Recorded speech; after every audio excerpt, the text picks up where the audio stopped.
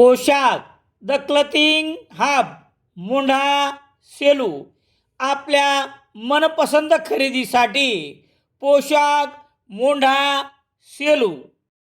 सेलू शहरातील बस स्थानक ते रेल्वे स्टेशन दरम्यान बस स्थानक जवळ दोन भरधाव दुचाकीच्या धडकेत एक रेणापूर तर दुसरा मालेटाकळी येथील वृद्ध गंभीर जखमी झाल्याची घटना सोमवार 2 मार्च रोजी सकाळी 11च्या सुमारास तर दुसरी घटना सायंकाळी 5:30 नंतर घडली आहे.